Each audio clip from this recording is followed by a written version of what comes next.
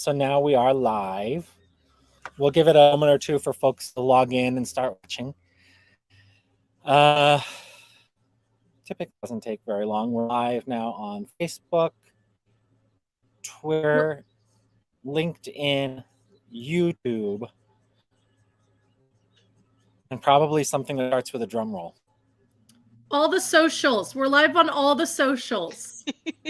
All the ones that matter. Are we live on the TikToks, or they don't do that? We're not live on the TikToks. What I almost feel like saying I'm too old for the TikToks, but then I see really old people doing TikToks. It's funnier when old people do it. I feel like you could really, really have a big TikTok following. Like you would definitely go viral if you tried to be like Carol Baskin. Killed her husband, whacked him. I don't know how the dance goes. Feels like that's a niche maybe that is already filled. You can find something else though. Yeah. I mean, I really want Steve to be the next Anthony Bourdain so he can get rich enough to bring us on the road with him. Wouldn't that be nice? And then I can run your social. I'll just film you. I have good filming skills. That would be helpful. And you are a good photographer. You do take pictures of people. You do. Yeah. You know all the angles so that we only have one chin each.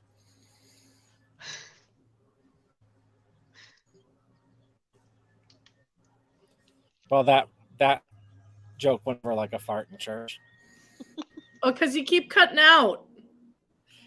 I'm in Mexico. I'm doing my best. We're all doing our best. So is that a virtual background or is that your real background, Steve?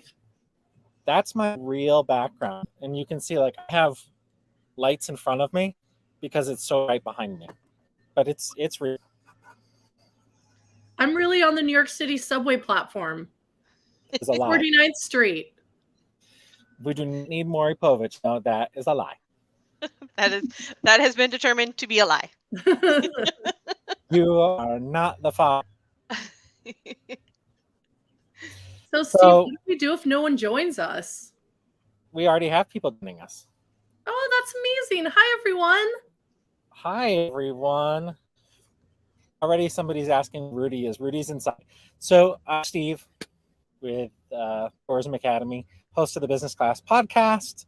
And would you believe they let me write some travel magazine nowadays? Finished an article on San Miguel de Allende gay travelers, which was fun. He used to ask me anything about my travel, what it's to live on the road, the places I visit, and Lord knows what else. Friends of mine, friends of yours probably, Allison French and Anna Karnowski. Hey, ladies. Hi. Steve. Who wants to go ahead and get started? Allison? Yeah, I'll go first. So let's see. Where do you want to go that you can't drive the van to?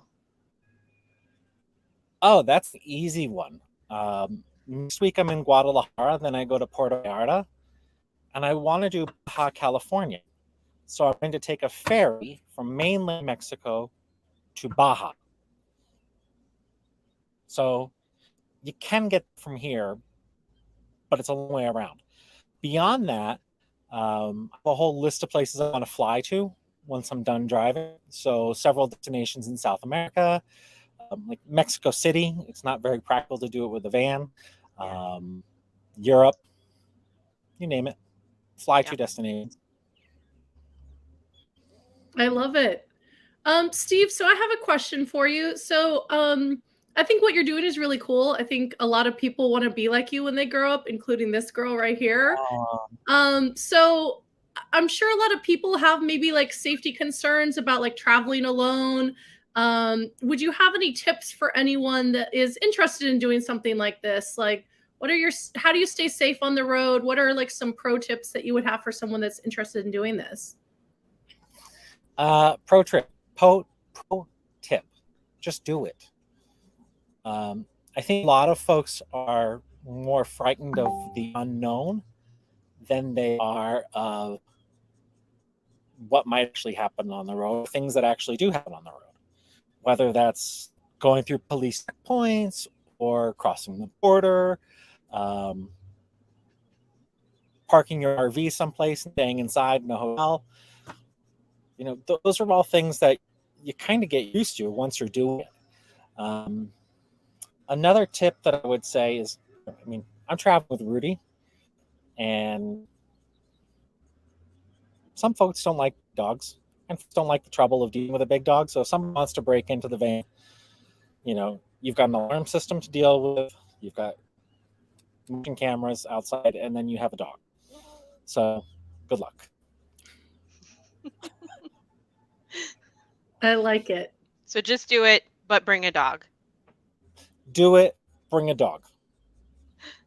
And don't what this conversation with neighbors here at the RV park mat yesterday, and folks seem to always be leery of what lies across the border, no matter where they are. And the closer you are to the border, the more people fear what's on the other side of the border. The more people are worried about, the more people claim that it's not safe on the other side. And once you start to travel, you realize people are more alike than they are dissimilar. And people are helpful. People are friendly. They may not know the language. They may not know yours. But at the end of the day, you're contributing to the business. You're contributing to the economy. You're a friend visiting town. So I think keeping that in mind makes it a lot easier. Yeah. That's a good tip. Yeah. I think I've sort of gone through with a similar mindset with sort of coming back to do things as we started opening the city back up and coming back to the office and getting back on the subway and things like that. It's like there's almost a hesitancy, but once you do it, you're like, oh, it's fine. It's just normal, right? So yeah, definitely the same thing with traveling.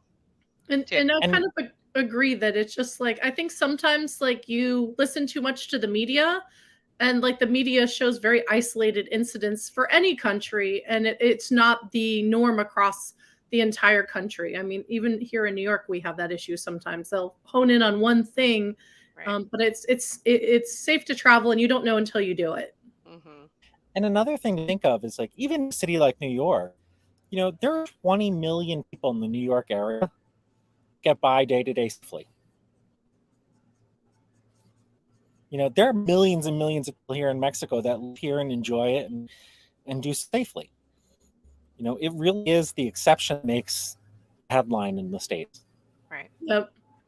Anna, you've traveled a lot on your own as well. And I think, there's something to be said too for like you said, traveling with a dog and you have your cameras and everything. But what have what would be one of your tips for traveling alone, especially as a woman traveling alone? Yeah, I mean, I always as a female, I think sometimes females have kind of different mentalities than males, but I always share my location on my iPhone with at least 2 or 3 people. I send photos of my passport and my credit cards to a close family member. So God forbid I am robbed, it's kind of all documented there.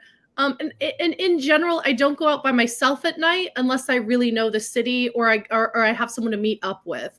Mm-hmm. I try to stay in kind of well-populated areas. But like Steve said, at the end of the day, you can't live your life in fear, and you just have to go out and do it. And that's why I love what Steve is doing.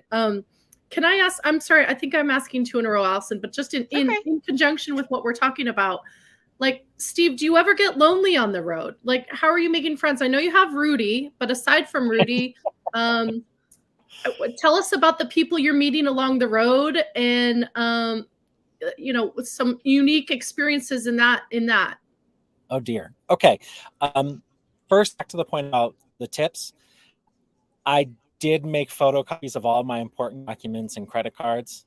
So if I do get pulled over, I'm not handing the police my passport. I'm handing them a photocopy of the passport so nobody can hold it hostage. I travel the photocopy in my pocket instead of a real one. And I did make sure that family members have copies. So that's a good tip. Yeah. I've found that I am more social now on the road than I was over the last couple of years at home. In part because you're forced to. You're in a city and you don't know where anything is. So I had to in broken Spanish ask where the bakery was while I was in the meat shop, or ask where the meat shop was while I was leaving the restaurant, or, and those are interactions I'm having with locals far more frequently than I had back home, where I could stay in my own bubble and stay in my own routine. Have found that folks at RV park tend to be very chatty with each other and like to share their stories, where they've been, where they're going. There was a couple to me yesterday who did all of South America and are making their way through Mexico, literally doing like an N-shaped path through Mexico and then up into the US. And they put on 100 and something thousand miles on their car. And Wow. it's a Jeep with a tent on top. So, I'm living the luxury life over here by comparison. Some other things I do, and you guys know this, like I stay in touch with my friends back in the States. Phone call, FaceTime. I still FaceTime my niece twice a week. To your point about the interesting people I've met, or somewhat odd people that I've met all day. When was the last time you went crawfish harvesting with an actual fish farmer? Last week. Yeah, I know, right? Well, in the Hudson, Anna, don't eat those crawfish. No, don't do it. That's got botulism and all kinds of disease. Then, I got to the zookeeper and do the morning round with the zookeeper in St. Augustine. I met a guy who keeps coffins in his living room, and he does tours of cemeteries. What else? I mean, just some really people with really weird, interesting jobs. I met a woman who builds sandcastles for a living. Like, her full-time gig is building sandcastles. Wow. So I've met some very interesting folk along the way. And that's Rudy. There's Rudy. There's your alarm going off. Told you. It's gonna happen. Does the woman who builds sandcastles, does she like build them for events and things, or is it like art installations? Like, what's like the business model of building sandcastles for a living? So there's full-time installation that is constantly being reworked and redone, and they update it for a season. They have some local businesses that sponsor portions of it. They did a Valentine's Day thing, and people paid like $20 to have, their name or their part's name, or I love you so and so on a sand heart. Was in the installation. They do sandcastle building classes, and they build castles on consignment or on contract per gig. So, yeah. By the way, $50 an hour. The one makes $50 an hour building sandcastles. That's so awesome. It's like every 4-year-old's dream. Right. Right? I did it for free as a child. Nobody paid me. Yeah. No. Guess you weren't very good at it, Anna. No. Get your life together.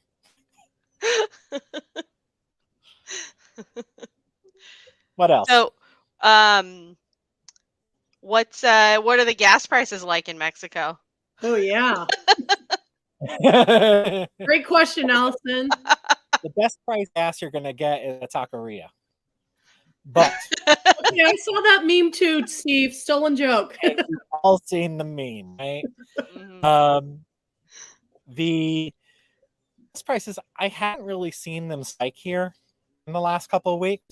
I'm parked since Sunday, so if they've gone up. It was about 20 pesos a liter. Yeah, so it costing me about the same deal up here in Mexico as it was in the States. What, Steve, how much of your trip has been like planned out versus like kind of freestyle? Do you always have your next move ready? Hold on one second. I was gonna say, Anna, before we move on from gas, I have to tell you, since we talked on the phone yesterday, that for the first time ever, I pulled over to get gas on the New Jersey Turnpike, and as I was driving away from the gas station, somebody drove away with the gas thing still in their car. No. And I've never seen that happen before. And it was like he drove off and it ripped off the gas station. And then the guy started yelling and running after him. And then he realized what happened. And I see the guy go, "Oh no." He just like shook his head. It was so funny. I was like, I felt so bad for him, but I was like, I always knew that was going to happen to somebody. Like I always knew it happened, but I'd never actually seen it before. So I've never seen it live. I've just seen videos of it. It was very amusing. So your question about how much of it was planned out versus how much of it is spur of the moment. Right. Before I left, I put together a calendar that got me through the first quarter, and if you've both seen it. And you stuck to it. No. Well, I started to. And once I got here to Mexico, I ended up staying a little bit longer, or it was more miles, I think, than I anticipated. So where I thought I was going to spend 4 weeks in Mexico, it's more like 8 weeks to get myself across the country and then back up into the States. Planning things out, I know where I'm staying next week. I do not know exactly where I'm staying the week after on my way there. So I'm making those types of plans about a week in advance. And that gives me a chance to use an app like Harvest Host or iOverlander, which is not only places where there are campgrounds, but also hotels that have parking and places where you can overnight that sort of not campgrounds, like end of a dirt road by waterfalls, or Harvest Host paired up with classic car museum I stayed at, goat farm that I stayed at, baby goats. So yeah, that stuff you think about a week in advance. And have you ever been locked into an RV park? I've not been locked into an RV park, but I have been locked into a cultural attraction. Oh. I stayed a Saturday and Sunday night at in Lafayette, Louisiana, at this particular historic attraction, bunch of old buildings and entertainment and stuff. I guess nobody realized that Monday was a holiday and they were going to be closed on Monday, and nobody showed up to open the gate to let me out on Monday. So I kind of had to take Gladys off-roading to make my way around the barriers that would keep somebody out of the parking lot, or in my case would keep me in the parking lot. So yes, I've been locked in. I love it. I love that you were able to get out. Well, even if I couldn't, what's the worst thing that could happen? I have to take an Uber to go get something that day. Yeah. All right, big deal. You deal with it and you go on. Mm-hmm. That's one thing about traveling is you definitely, I mean, Allison, you know this as much as Steve and I know this. It's like you really can't have anything set in stone because you have to roll with the punches, because there are a lot of punches, delayed flights, lost luggage, whatever it is. I think travel really teaches you to be a little more accepting and a little more easygoing, because you really can't always control everything. And very adaptable to like whatever the situation throws at you. Right. Yeah. Part of that is being tolerant of yourself. Mm-hmm. Like, oh, I'm lost. I got myself lost. How upset are you to be at yourself for that? Right. And in the article I just submitted today, one of the tips that I get in visiting this particular city is to wander. Get lost. Just go, get lost. Google Maps will help you find your way back to your hotel. Mm-hmm. But that's where you're going to find hidden gems. That's where you're going to find local things that most tourists miss on. Yeah. You kind of find some of the best places when you get lost or delayed. Sometimes it turns into some of the best adventures. Have either of you heard of this app called Randonautica, by the way? I know Atlas Obscura. Is it similar? It's like what? Atlas Obscura, that's like talks about like just random roadside, like the world's largest fork or something. Well, it sounds related. So apparently, have you heard of this, Steve? No, I haven't. This seems like it would be up both of your alleys, which is why I asked. I just learned about this yesterday. So apparently it's this app, and you're supposed to put out an intention for the app, and it gives you a random set of coordinates, and you're supposed to create an adventure and go to these random set of coordinates. And there's all these like It sounds a little what? Rapey. I know. I'm Well- playing Law and Order music in my head. So you got to look it up. But there's been all these like circumstances where somebody will be like, I put out to the world that I wanted joy, and then it'll like send you to like these coordinates, and there's like somebody painted graffiti that was like, be happy or something like that, right? So there's all these like really weird coincidences that people have been like posting TikTok videos about. So if you need an adventure, I think we should check it out. I think you should share the link to that website in the chat so people can see it. Well, I don't think it's a website, it's an app. Okay. I will put, let's see, maybe I can find a wiki page for it. There Hold is an on. app called, there's a website called Roadside America, Mhm. which has all kinds of weird shit. If I found the Cathedral of Junk in Austin, Texas, and I got to meet the guy who this 35-foot tall, 3-story pile of junk in the backyard in a residential neighborhood. Like, who does? But it was in Roadside America, and so was the big fork and the ball of twine and all that kind of stuff. It's all in there. When I drove cross country, I can't remember where it was now because all the states kind of blend together. I feel like it was Kansas or somewhere. It was like the world, it was like a town entirely made up to the world's largest. So it was like the world's largest post or mailbox, world's largest rocking chair, pencil, like you name it, they had it. And I kind of admired their creation of their own kind of tourism because no one was stopping there before and now everyone does. So it doesn't take much to get people to kind of pull over for those kind of little detours. Yeah. Was For that sure. somewhere near Uranus with the Fudge Factory? I don't remember. Have you been to the Uranus Fudge Factory? You keep cutting out. Say it again. The Uranus what? Say it again. I think she's messing with you. No, I'm really not. I cut so. out. No, it's really a thing, and there's like billboards for miles talking about buying fudge in Uranus. There's apparently a town named Uranus. I can't say that I've been there, Steve. Can't say that I have. Well, what do you do? Post a photo. So I have a question not related to travel necessarily, Okay. but I'm actually curious because you've been, you've spent so many years like within the tourism world working for different attractions and kind of,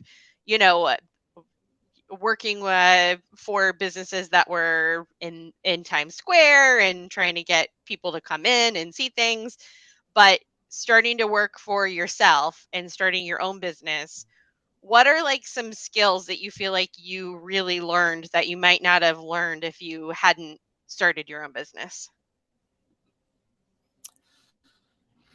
Let's see. I mean, from a sales and marketing perspective, to that being the accounting guy and the sales and marketing guy, and having to, deal with the attorneys and all the other vendors, that was definitely something that came with starting business. Figuring out my own pricing. How do you value your own skill? How do you value your own time? That's something that one has to figure out for themselves, whether you're consulting or you're braiding hair. Something else that I think is important is a willingness to fail. And a lot of folks miss out on opportunity because they're afraid of failure.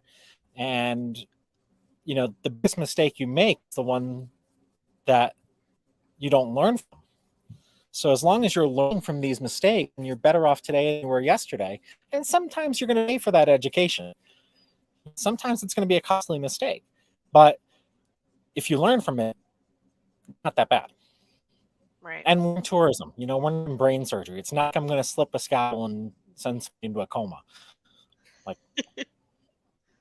Oops, stuck on a water slide.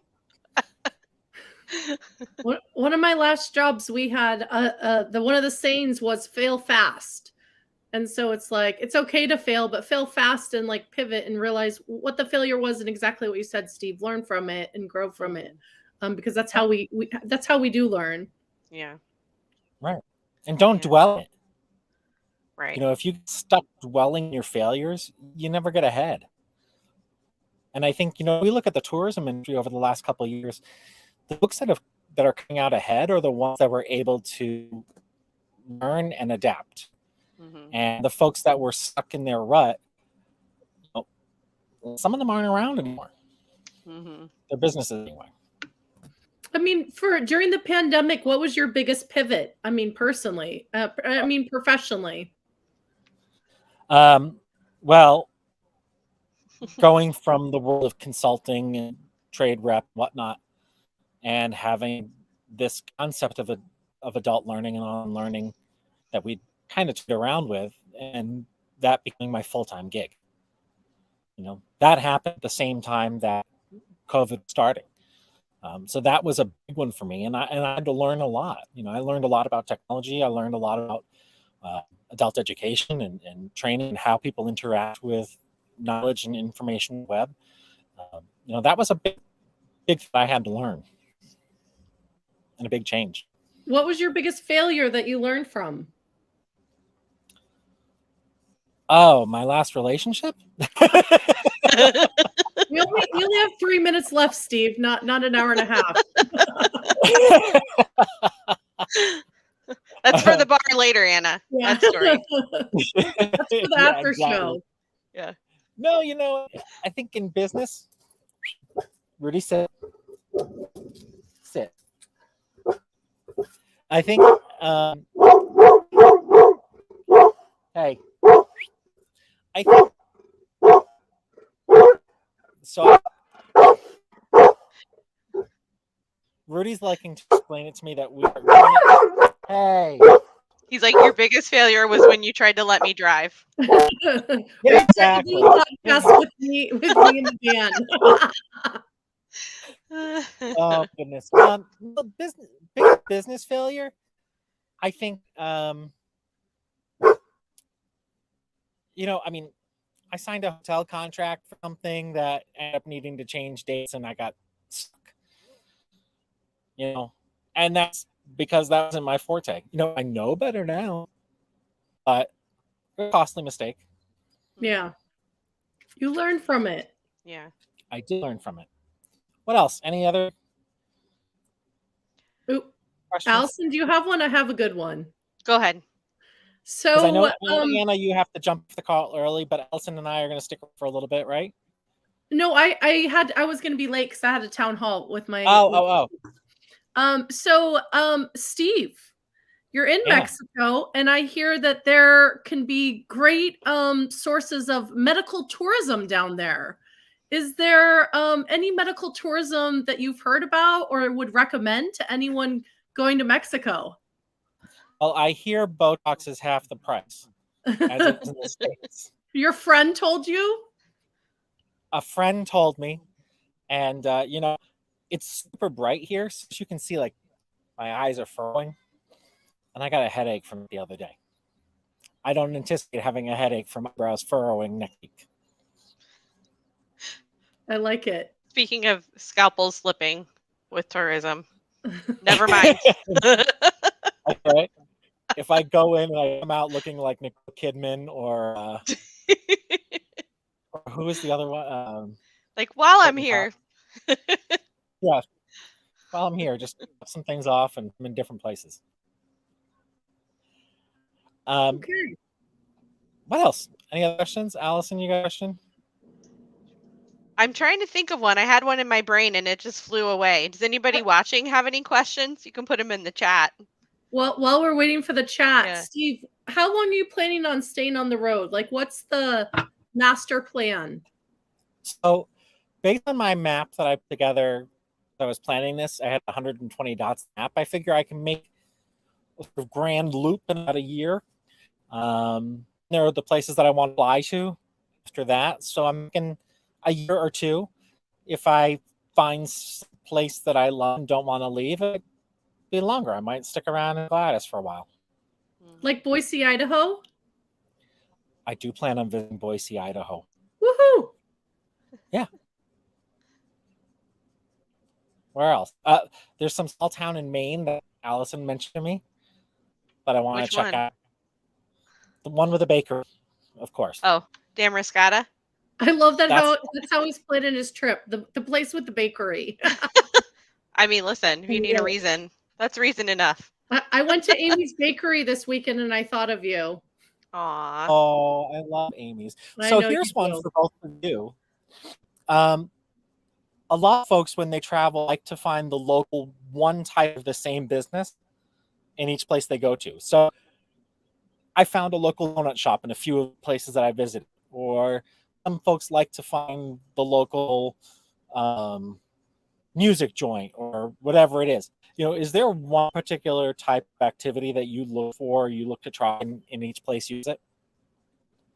I mean, I would say mine is probably food related. I do love like dessert. So I would definitely say bakeries, or just finding like, I actually really enjoy asking a cab driver their favorite spot, because I really love those like hole in the wall kind of, not that I like a local spot, not one that you can really find in a guidebook, but like a local can tell you that you would never find in a guidebook.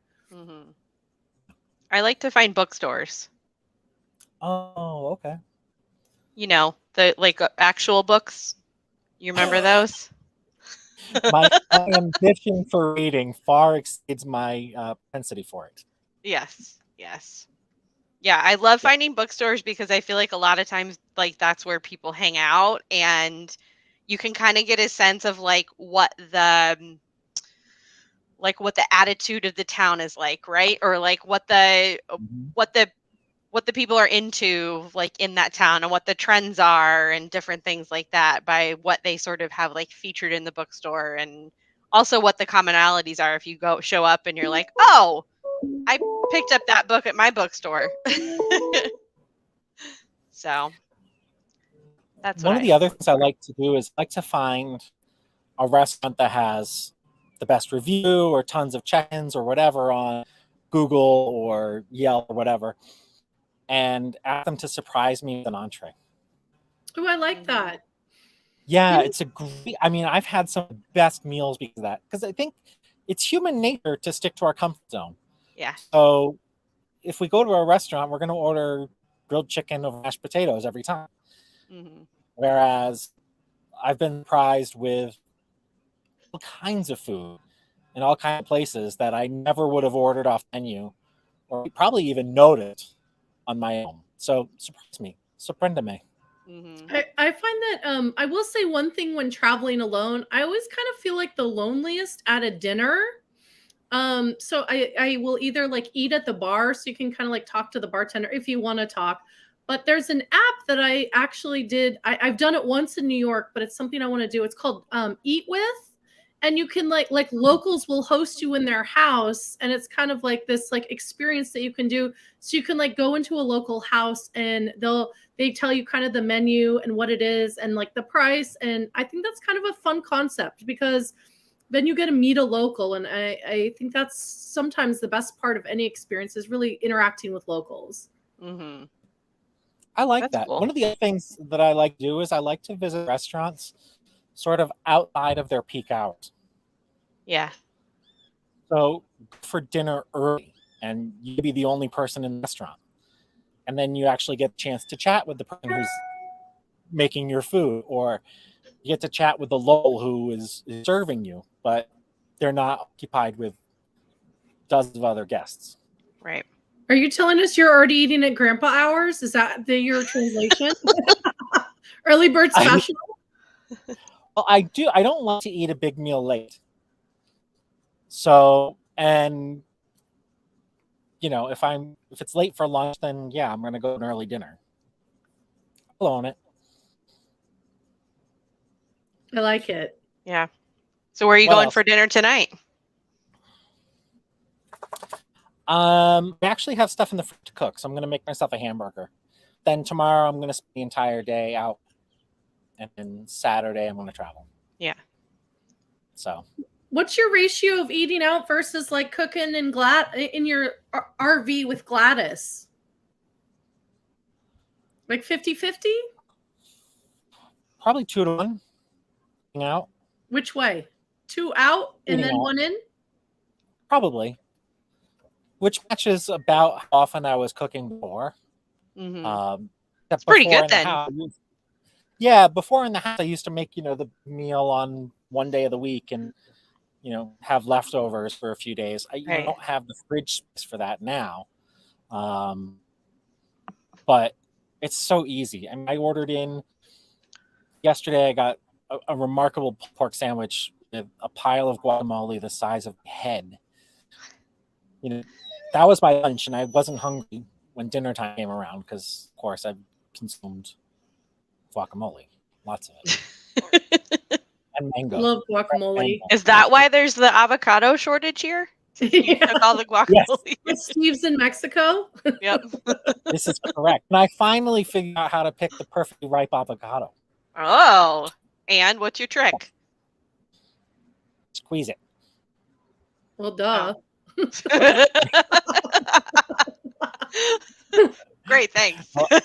Obviously. One trick that Mama Kay taught me about avocados is I don't know why I never thought to put avocados in the fridge. And so you only take out one at a time and then it ripens and then they last a lot longer. So pro tip, Steve. So it doesn't go from hard, overripe? Yeah, exactly. In 12 hours. Yeah. And there's another trick too with avocados and bananas. If you put them in a paper bag, they ripen faster. Mm-hmm. Yeah. And avocados you can actually put in the oven to ripen them. Do you have a grill? I bought a flat top cooker, griddle thing, and then got rid of it. But you don't have an outside grill? No, this is kind of small. So if I'm going to travel with that, I have to find a place to put the grill inside when I'm traveling. And then it's okay, where is this grill go? Is it going to sit in the bottom of my shower until I get somewhere? And then I have to take it out or I have to move around. If I had a big RV, definitely have it. But don't need it. Plus charcoal and it's dirty and it's dirty, or you've got grease drippings, or you've got rust, whatever. It just wasn't worth it for me. Yeah, and I keep Gladys pretty tidy. I think it kind of probably forces you to because it's so small, right? Oh yeah, so the kitchen in Gladys is about the same size as my kitchen in my studio apartment. It's a 5-foot section of kitchen. And when you have only 4 or 5 feet of countertop, one dish on the countertop looks cluttered. Yeah. So, you have to do that. And then the other thing is, one of the things I loved most about my house was that my office space was separated from my home space. So I could shut the door. Now, if I were to leave my laptop out, or I would leave, my work stuff out all the time, I would be living in the office. And I don't want that. So I have a little basket. The office is a small basket that contains my laptop, my iPad, some thank notes, business cards, and a couple electronics. And then that goes in the cabinet as I'm done with work. I like it because then it's out of sight and you kind of change it into. Someone told me once, especially for people working from home, and it's something that I like doing, is if you have a candle, you change the scent from daytime to nighttime. Oh. And it's supposed to kind of change the environment. And when it's time to log off work, you put on change the candle? Scent or something. So kind of helps tell you that it's work is over. I don't know. I kind of like that. That's a good idea. I mean, you have to be able to set it apart, especially working from home. That's one of the big tips is that you can't live in your workspace and you can't work in your live space. Yeah. And even if it is the same space, you have to find ways to differentiate it. So, I don't see my work after 5 o'clock. Yeah. I like putting on shoes. I know that's weird because people don't like shoes in the house, but for me, if I wear slippers all day, I feel like I'm still relaxing. So I actually put on shoes. So I feel like I'm going to work from my bedroom to my kitchen. But I have to put on a polo or some sort of a work, an outfit that I would wear to the office. Yeah. Even if I know I have no calls that day. Well, you look very profesh today. Thanks. I showered. Me too. And I blew up my hair. I must really like you guys. Me too. Yeah, you look profesh too, Anna. You too, Allison. Nice hair. Well, I am in the office, so you know. I'm just checking to see if anybody out there that's watching or paying attention has any questions. Go ahead and throw them in the comment section. Oh my gosh, Any Jerry, more? I just noticed you said you ripped your gas thing off. That's hilarious.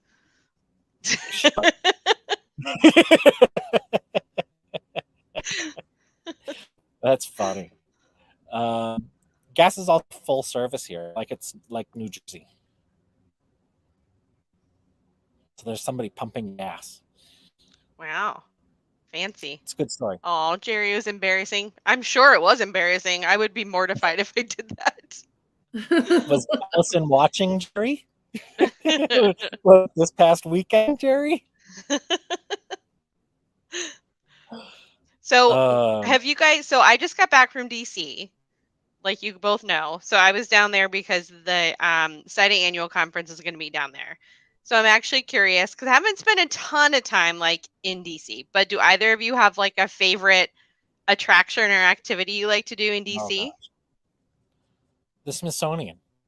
Yeah. You know, go to the Smithsonian, pick one or two of their facilities and go.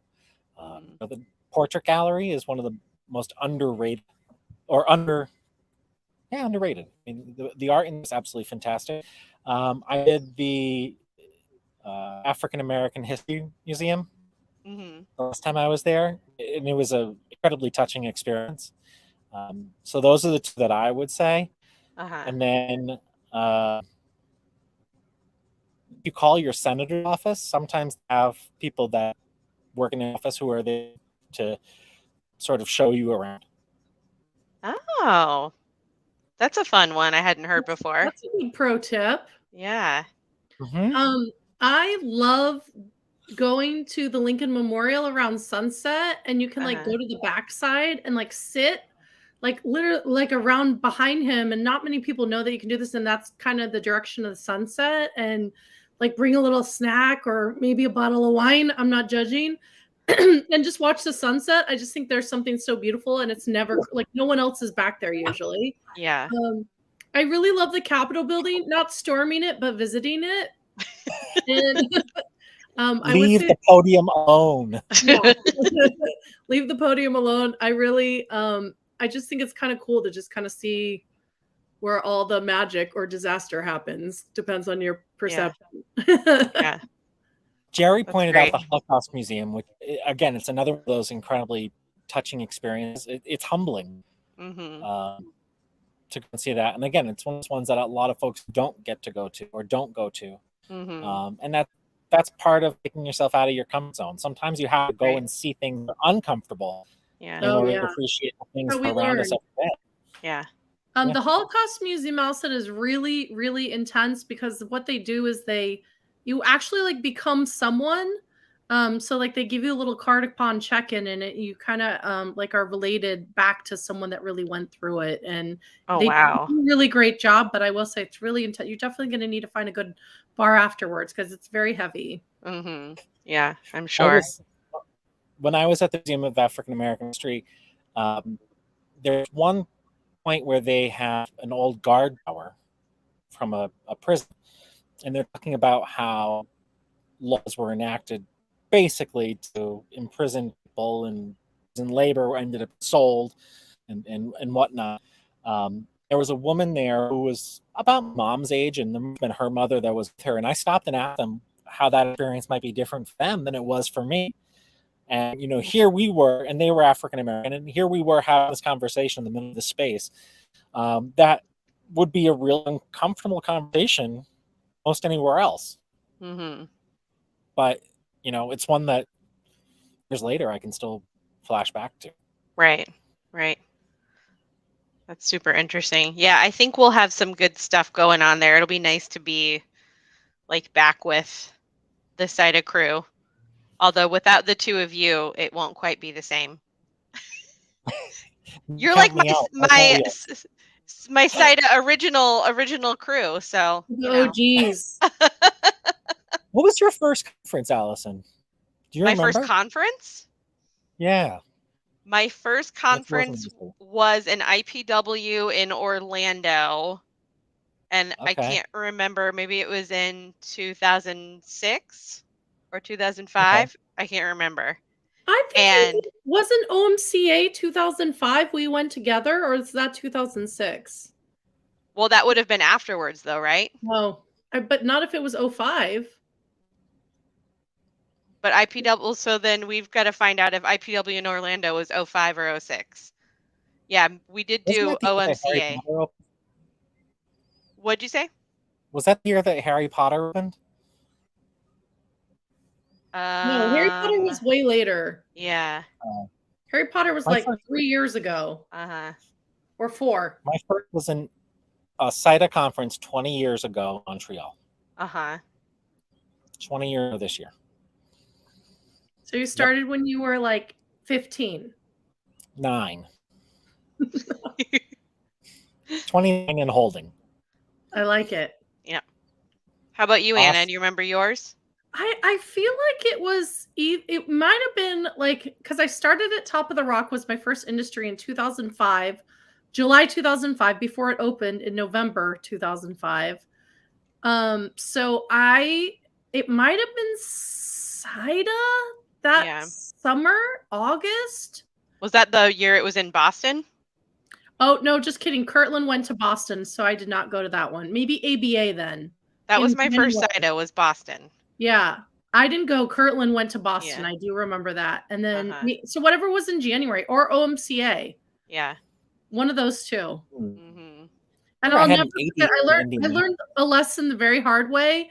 I had bought a couple of drinks and had my tab open, and then I closed out my tab and like went back to my hotel room, and I didn't look at my card, and it was like, it just looked like the regular business card. They had given me someone else's credit card. And so like, yeah. And then they made me like come down. They called my room at like 2 a.m. I thought like the hotel was on fire, and made me bring the other person's card downstairs so they could get it back. It was quite. That reminds me. I was in Toronto for a conference one time, and I had quite a night, and I'd gone to bed probably around 5 o'clock in the morning, knowing that I had to get up at 6:30 to go to the airport. And I woke up, the fire alarm was going off. So I packed my bag and proceeded to go downstairs. Apparently, the alarm had been going on for about 20 minutes. Because when I walked out of the hotel, every other guest was standing there staring back at me as I poured myself into a town car in the way to the airport. The firefighters were all inside, like looking like a little late, buddy. Yeah, I got all my stuff. That was rough. We shouldn't start telling trade show stories. It's not really probably many ones that are fit for everybody for Facebook Live. This is true. This is very true. Yeah. So, well, I appreciate both of you. Next month, around the same time, I'll be doing an Ask Me Anything. It'll be Benjamin Maddie. We'll be asking anything next month. And for anybody that's interested, on 24th of March, the Tourism Academy is hosting a panel discussion on the power of women in leadership. The panelists include Chief Diversity Officer from Miles Partnership, the Chief Diversity and Inclusion Officer from the Destinations International, the Chief Growth Officer, Allison from the WNBA, and the Director of the Institute for Women's Leadership at Rutgers University, Rebecca Mark. So that is happening on the 24th of March. You can register at thetourismacademy.org. Thank you, Allison. Thank you, Anna, for joining here today and for asking questions and keeping it clean. Thanks for having us. Yes, thank you. And I'm registered for your panel. So fantastic. I can't wait to see you there. It's going to be a really good conversation. So yeah, I'm excited for that. All right, everybody. Thank you for joining us. I appreciate it. We're going to end the broadcast. Peace out. Bye, everybody. Bye. Thanks for joining.